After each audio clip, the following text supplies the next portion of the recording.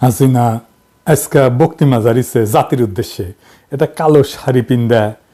তোর বর তো আগেই মরিছে, তুই কালো শাড়ি পিন্দুছু কে? দেখে ভাবলাম যে তোর নাগর মরিছে, পরে দেখলাম না মরে নাই। তোর বক্তি মাসি না, ওকে অনেক গ্যাল পারার ইচ্ছা ছিল, পারবো না, কারণ উই একটা মেডিকেল মার্ভেল। কেন মেডিকেল মার্ভেল মানে ডাক্তারি বিদ্যায় একটা বিষয়।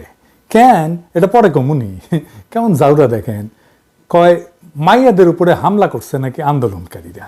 শোনেন, মেয়েদের হলে ছাত্রীদের উপর আক্রমণ করা হয়েছে এবং লাঞ্ছিত করা হচ্ছে। মানে ওই কভার চাচ্ছে যে ওর ছাত্রলীগের নেত্রী করে যে থেরাপি দিছে না হাঙ্গারে মাইয়ারা, সেটা তো থেরাপি তো দিছে মাইয়ারা। হ্যাঁ, তাও তো মারেনি, কান ধরে উদ্বাস করেছে আর খুঁটিত বেঁধে থুইছে। এডিটর সাহেব দেখান না,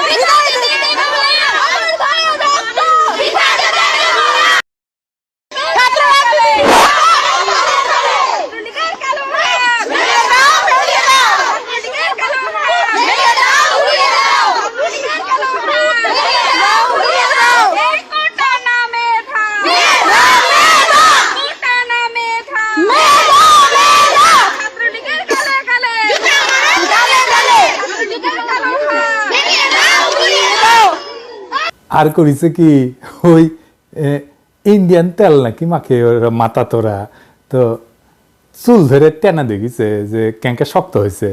আর তোর কুত্তারা তো হাঙ্গারে মাইয়াদের গায়ে হাত তুলিছে, শুধু হাত তোলে নাই, রক্তাক্ত করিছে। তো হাঙ্গারে মাইয়াদের হাতে তুলে দেবো, ওই বাহিনীর হাতে তুলে দেবো। এইটা সাহেব দেখান কাদের কাদের আমরা চিহ্নিত করছি, এক এক করে দেখান। দেখেছেন? দেখেন, দেখেছেন? দেখেন, দেখেন, দেখেছেন? দেখেন, দেখেছেন? দেখেন, দেখেছেন? দেখেন।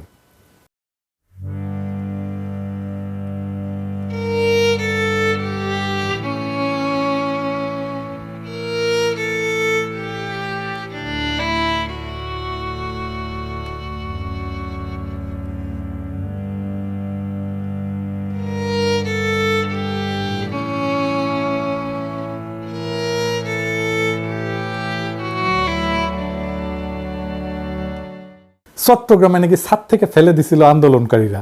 চট্টগ্রামে সন্ত্রাসীরা বহুতল ভবনের ছাদ থেকে ছাত্রদের হত্যার উদ্দেশ্যে নির্মমভাবে নিচে ছুঁড়ে ফেলে দিয়েছে।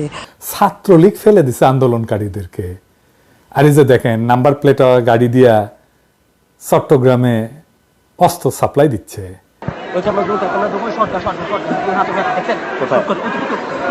গাড়িটা দেখেন,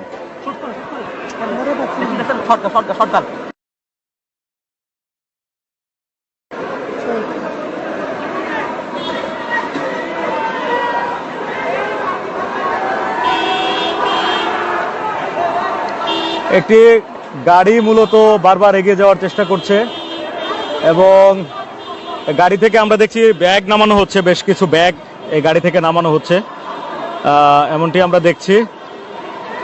বেশ কয়েকটি ব্যাগ নামানো হয়েছে গাড়ি থেকে এবং এগুলো বিভিন্ন জন কাঁধে নিচ্ছেন, হেলমেট পরা বেশ কয়েকজন।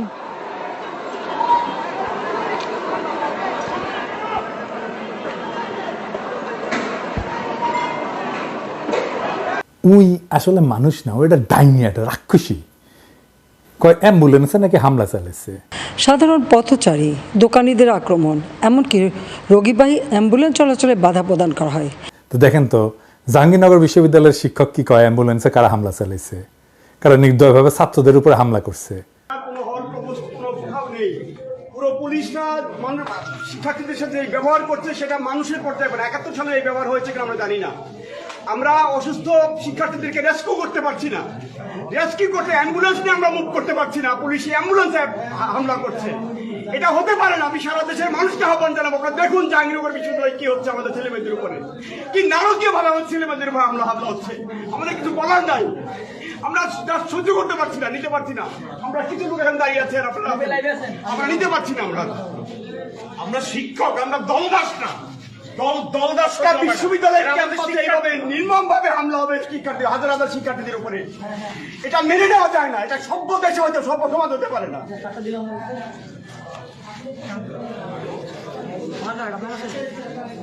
100 জন শুটার আনিছিল ছাত্রলীগ জাহাঙ্গীরনগর ইউনিভার্সিটিতে। ছাত্রলীগের পোলাপান আগেই প্রকাশ্যে গণহত্যার হুমকি দিছে। দেখেছেন কারা শিক্ষকদের উপর হামলা করেছে? তোর তো গোয়া দিয়া রক্ত পড়ে, তুই মুখে রক্ত উঠে মরবি, উল্টা দিক দিয়ে রক্ত উঠবি। দুনিয়াতে ওই মুজিবের ঔরসে জন্ম নিছে সত্য, কিন্তু মুজিবের মালের লগে কুত্তা, শুয়োর, শেয়াল, শকুন সবগুলোর মাল মিশে একটা বিচিত্র ককটেল বানানো হয়েছিল ওকে জন্ম দেওয়ার জন্য। তাছাড়া এমন একটা পিস দুনিয়াতে আপনি দুইটা খুঁজে পাবেন না। উই কয় যে উচ্চ আদালতের রায় হতাশ হবে না আন্দোলনকারীরা। শুনেন, সর্বোচ্চ আদালতের রায় আসা পর্যন্ত ধৈর্য ধরে অপেক্ষা করার জন্য আমি সকলকে বিশেষভাবে অনুরোধ জানাচ্ছি, তাদের হতাশ হতে হবে না। তুই কেমনে জানলো কি রায় আসবে? শুনেন, আমার বিশ্বাস আমাদের ছাত্র সমাজ উচ্চ আদালত থেকে ন্যায় বিচারই পাবে। তার মানে ওই জানে কি রায় আসবে, কোটা থাকবে, হামলাকারীরা ছাড়া পাবে না। এখন কয় হতাশ হবে না। তো আদালতে যদি মীমাংসা হয় তাহলে কেমনে সে বলে কোটা থাকবে, তাই না? আর কেমনে বলে আন্দোলনকারীরা হতাশ হবে না? কোটা যদি থাকেই তাহলে 2018 সালে কেন বলছিল কোটা থাকবে না? এটার সাফাই আবার পরে নিজেই দিছিল, কইছিল যে আমি বিরক্ত হয়ে কইছিলাম কোটা থাকবে না। বিরক্ত হইয়া কোনো রাষ্ট্রীয় সিদ্ধান্ত নেওয়া যায় না, শপথ পাঠ করতে হয় যে অনুরাগ বা বিরাগের বশবর্তী হয়ে কোনো সিদ্ধান্ত নেব না। ওই কি দেশের রাজা যে বিরক্ত হয়ে সিদ্ধান্ত নেয়? এখন আদালতে এই রায় হয় স্থগিত করবে বা বাতিল করবে, তাহলে সমস্যা মিটবে না? মিটবে না। কেন মিটবে না আসেন সেটা দেখি। কারণ ওই প্রশ্নপত্র দিয়ে দিবে পিএসসি সদস্য কারা? আওয়ামী লীগের লোকেরা। ইজতিমাম বলেছিল না রিটেনে টেকো আমরা দেখবো। এই প্রশাসন দিয়াই তো পাতানো নির্বাচন করে, আমার কথা না। নিজে কি বলছে ইজতিমাম দেখেন, কইছে আমি নিজে অনেক উপজেলায় গেছি, সেখানে আমাদের যারা ছিল মানে দলের ছাত্রলীগের তাদের সঙ্গে কথা বলে নির্বাচন করেছি। দেখছেন তারা আমাদের পাশে আছে, তারা বুক পেতে দিয়েছে। এটা তো হাসিনার নিজের পরিকল্পনা। দেখেন কি বলে, নেত্রীর সঙ্গে কথা হলে তিনি সবসময় বলেন কিভাবে আমাদের ছেলেদের জন্য ব্যবস্থা করা যায়। আপনার বা আমার ছেলে তো চাকরি হবে না, সরকারি চাকরি, পুলিশ ভেরিফিকেশন আটকাই দিবে শেষে। এই যে সাদ্দাম বলছিল না যারা কোটা আন্দোলন করছে তাদের কারো চাকরি হয় নাই, এইবারেও যারা করতেছে আন্দোলন আপনাদের তালিকা কইরা বাদ দিবে, পুলিশ ভেরিফিকেশনে বাদ দিবে, ফেল করায় দিবে। খাতা দেখে কারা? আচ্ছা এইবার আসেন, খাতা দেখার কথা বাদ দেন, ভাইবা নাই কারা? ওই তো বাদ দিয়ে দিবে। আচ্ছা এইবার আসেন সরকারি চাকরির সংখ্যা দেখি, মোট কত সরকারি চাকরি? পিয়ন, দারোয়ান সব মিলে 15 লাখ সরকারি কর্মচারী। এই 15 লাখই হচ্ছে আওয়ামী লীগের লোকজন সবাই। এর দু একজন হয়তো এদিক সেদিক যাইতে পারে, এটা ব্যতিক্রম। প্রত্যেক বছর পিয়ন দারোয়ান সহ নিয়োগ হয় কত? 70,000। এই যে 70,000 দেখেন, মানে গত 5 বছরে যদি 3.5 লাখ নিয়োগ হয় তাহলে মানে 70,000 বছরে। তাহলে ধরেন মুক্তিযুদ্ধের পোষ্য কোটা যদি বাদ দেওয়া হয় তাহলে বাদ যাবে কত? 30%। তার মানে 21,000 চাকরির সুযোগ বাড়বে আপনাদের জন্য। এটা হাসিনার লাগবে তো, এই চাকরিটা হাসিনার লাগবে। সরকারি চাকরিটা কেন লাগবে সেটা তো দেখলেন, ওরা নির্বাচন করে দেয়। যাই হোক, এই 21,000 খুব বেশি চাকরি না, তাও ধরলাম যে পাইলেও এটা সরকারি চাকরিগুলো নিয়ে যাচ্ছে হাসিনার দলের লোক। এই যে পুলিশ মারতেছে সবগুলো তো ছাত্রলীগ। আর্মিতে প্রমোশন হয় না আওয়ামী লীগ পরিবারের না হইলে। কোটা তো একবার ব্যবহার করা হয় না, চাকরির সময় ব্যবহার করা হয়, প্রমোশনের সময় ব্যবহার করা হয়। তো সরকারি চাকরি নিয়ে গেল হাসিনা, আর বেসরকারি চাকরি কে নিল? কে নিল? মোদি। সেগুলো তো আরো বেশি বেতনের চাকরি। $10 বিলিয়ন নিয়ে যায় প্রত্যেক বছর ইন্ডিয়ানরা। এই টাকায় মাসে গড়ে $1,000 বেতন যদি দেওয়া হয়, $1,000 মানে কত এখন আমি জানি না, 1,30,000 টাকার মতো হবে হয়তো মাসে। এইরকম 1,30,000 টাকা বেতনের চাকরি আপনি কতগুলো পাইতেন জানেন? 8.5 লক্ষ চাকরি দেওয়া যেত, বাংলাদেশের কোনো বেকার থাকতো না। হিসাবটা দেখেন। কোটা শুধু মুক্তিযোদ্ধা কোটা না, ভারতের কোটাও তো আছে, তাই না? আছে না? ওই যে আওয়ামী লীগের মধ্যে ভারতের এমপি ক্যান্ডিডেট থাকে, যে শুনেন শেখ হাসিনাকে বলো আমি শেখ হাসিনার প্রার্থী, এটা তোমাকে মনে রাখতে হবে। আমি ভারতের প্রার্থী, তোমাকে এটা মনে রাখতে হবে। আমি এখানে হারার জন্য আসিনি। তো এখন আমাদের করণীয় কি? এখন তো কাঁঠাল রানী তার বিডিআর, র্যাব, পুলিশ, ডিবি এই দিয়া হোস্টেলগুলো, হলগুলো ফাঁকা করে দিছে, তাই না? এই আন্দোলন এখন জনতার আন্দোলনের রূপ নিচ্ছে। দেখেন রিক্সাওয়ালা ভয় ভেঙ্গা কি বলে।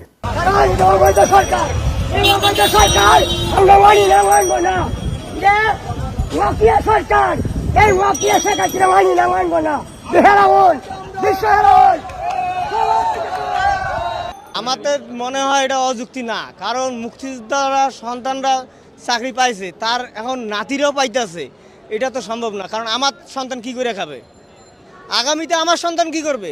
আমার সন্তানের তো প্রাপ্য আছে, মেধাবী যখন হবে তখন আমার সন্তানের তো একটা সরকারি চাকরিজীবী আশা থাকে। বা আমি যে রিক্সা চালায়া আমার সন্তানক এত কষ্ট করে মানুষ করে মেধাবী ছাত্র বানায়া যদি তার চাকরি না হয়, সেও যদি রিক্সা চালায়, তাহলে এই শিক্ষার কোনো প্রয়োজনই নেই আমাদের দেশে। দেখেন শিশুরা যুক্ত হচ্ছে আন্দোলনে, বাসা থেকে পানির বোতল দিচ্ছে, দেখেন শিশুরা চকলেট দিচ্ছে। নারীরা, ছাত্ররা কিভাবে কমিটমেন্ট নিয়ে মাসে নামতেছে, কিভাবে আর্গু করতেছে, দেখেন নারীরা কিভাবে আর্গু করে। সবাই কোটার পুলিশ, সবাই কোটার পুলিশ। আমি আপনার বিশ্ববিদ্যালয়ে জানতে পারি।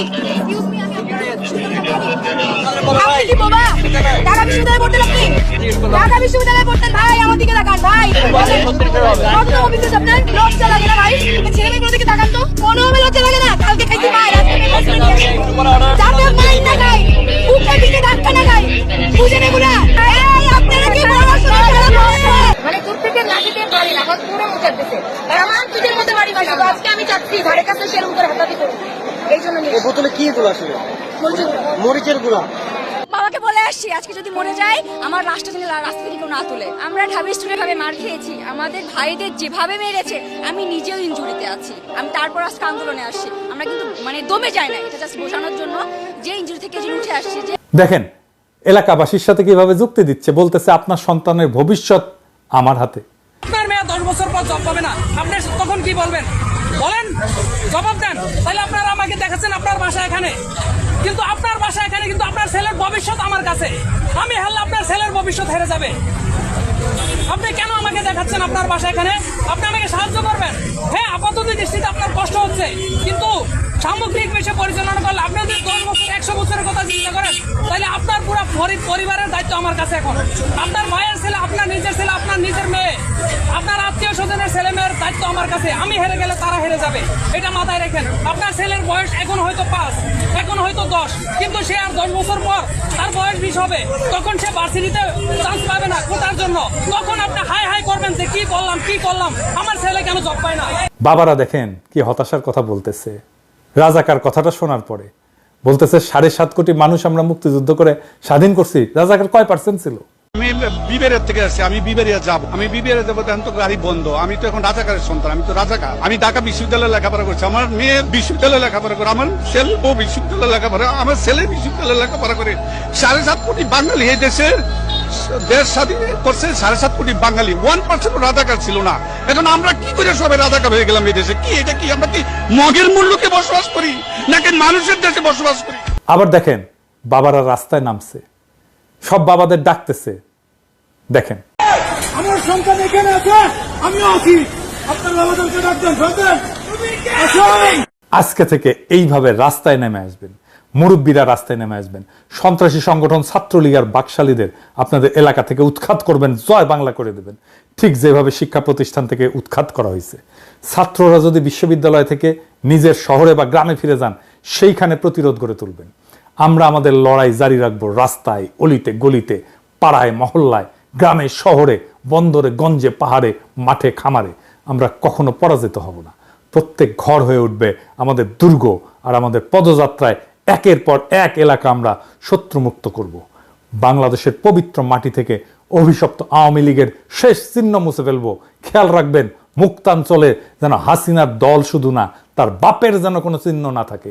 হাসিনার প্রভু মোদি যেন জানে কি বিপুল ঘৃণা হাসিনার প্রতি মানুষের। হাসিনারে যে সমস্ত পশ্চিমা শক্তি, আন্তর্জাতিক শক্তি তার সাথে কথা বলতে আসবে, ইভেন সমর্থন করা তো দূরের কথা, তাদেরকে আমরা প্রশ্ন করব, হিটলারের সাথে কি আপনি ডিল করতেন? মুসোলিনির সাথে ডিল করতেন? কোন নৈতিকতা একজন ফ্যাসিস্টের সাথে আপনারা ডিল করেন? হাসিনা কি করতেছে, হাসিনা দলের লোকেরা কি করতেছে আপনারা দেখেন না? জানেন না? দেখতেছেন না বসে? এখন লজ্জা লাগে না আপনাদের? আপনাদের সাথে আগামীর বাংলাদেশ ডিল করবে? গতকালের ভিডিওতে আমি আহ্বান জানাইছিলাম মাদ্রাসার ছাত্রদের, হাটহাজারী মাদ্রাসার ছাত্ররা আন্দোলনে নামছে, দেখেন।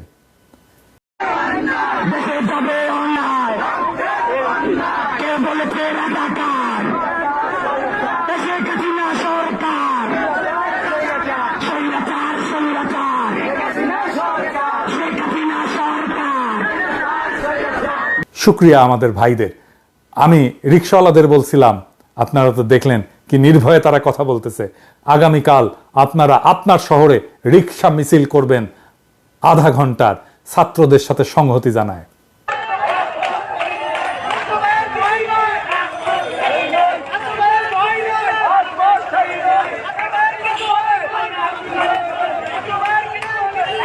গার্মেন্টস শ্রমিকদের আবারও আহ্বান জানাইব, আপনারা আপনাদের দাবি নিয়ে মাঠে নামেন।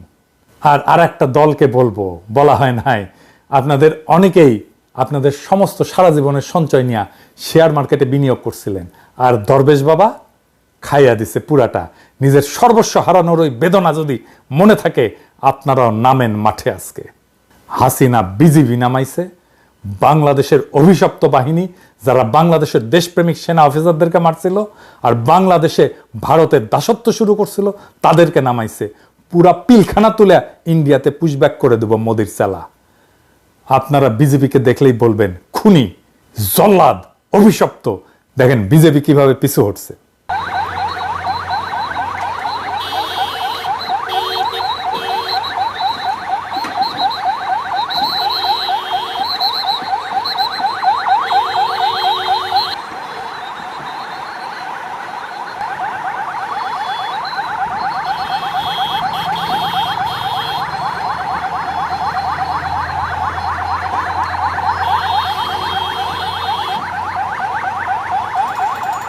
স্যাংশন খাওয়া র্যাব নামাইছে, আর নামছে ভাতের হোটেলের হারুন। হারুন না, তোর গোয়ার মধ্যে ইন্ডিয়ান মরিচ পটকা ঢুকায় ফুটায় দেবো, তোর ডিবি অফিস বুলডোজার দেয়া মাটির সাথে মিশাই দেবো। কইছি ব্যারাকে থাকবো, ব্যারাকে থাকবো, ব্যারাকের বাইরে এক পাও ফেলবো না। দেখেন ক্যাঙ্কা করে প্রতিরোধের মুখে পালায়।